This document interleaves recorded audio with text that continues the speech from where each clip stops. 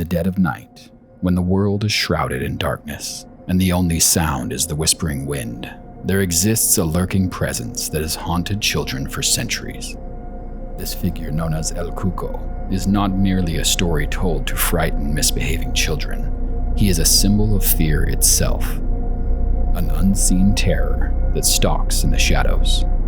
Stories have been passed down through generations, from the dimly lit streets of Spain to the rural landscapes of Latin America. The legend of El Cuco has morphed into one of the most terrifying boogeymen in global horror folklore. El Cuco is described not only by what he is, but by what he does, and the terror he leaves behind.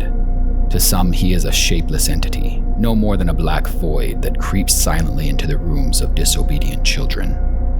Others describe him as a grotesque, misshapen figure with long, gnarled fingers and hollow, glowing eyes, dragging children away into the night. In other accounts, he is a creature of flesh and bone, with rotting skin hanging from his skeletal frame. Yet, in all his forms, the essence of El Cuco remains the same. He is the one who takes you when no one else is watching.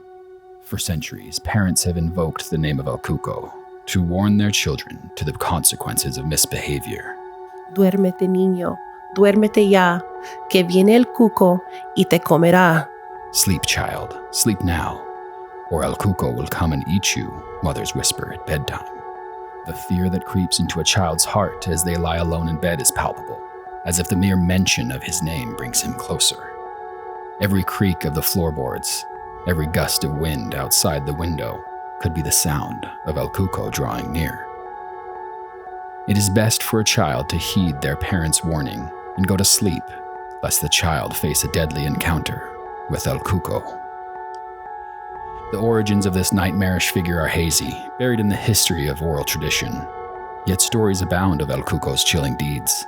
In the mountains of Spain, there are tales of children disappearing from their beds, snatched away in the night by something unseen.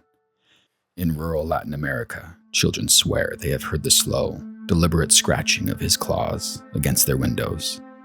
These stories are not merely cautionary, they are warnings.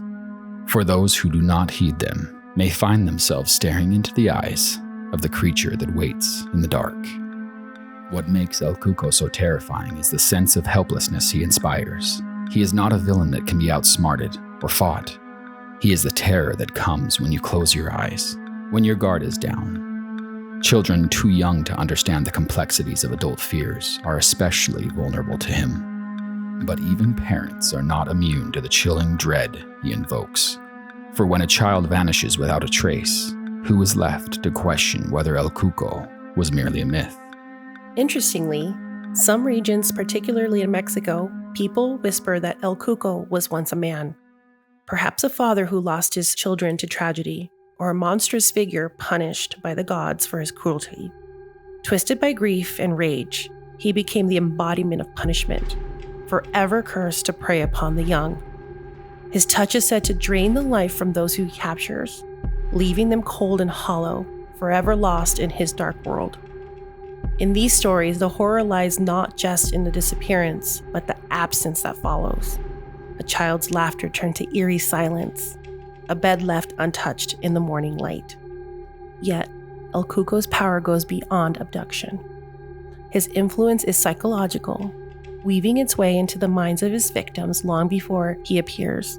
Children will lie awake for hours, terrified to fall asleep, lest they wake to find his shadows looming over them.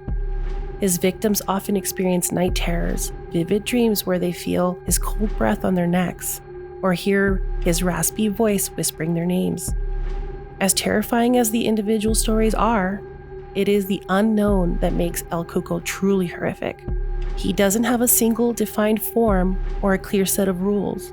He is amorphous, able to slip through the cracks in the doors or the gaps in your mind. He strikes at random, targeting those who disobey or stray too far from the safety of their homes. He is both punishment and predator, a figure born from a primal fear of the dark and the things that we cannot understand. In modern times, even as the rational world has tried to dismiss the legend as folklore, El Cuco's shadow looms large. He remains a chilling reminder that some fears are timeless. that the dark corners of the night still hold dangers that cannot be explained.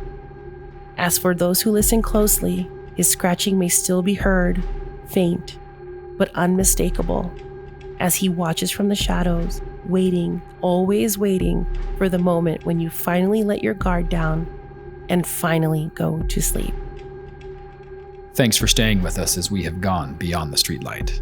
Next time you venture out into the darkness, be wary of what might be waiting for you. Until then, sleep with the lights on. Scared of taking that unnecessary shortcut alone? Tell your friends to follow and hit subscribe for more.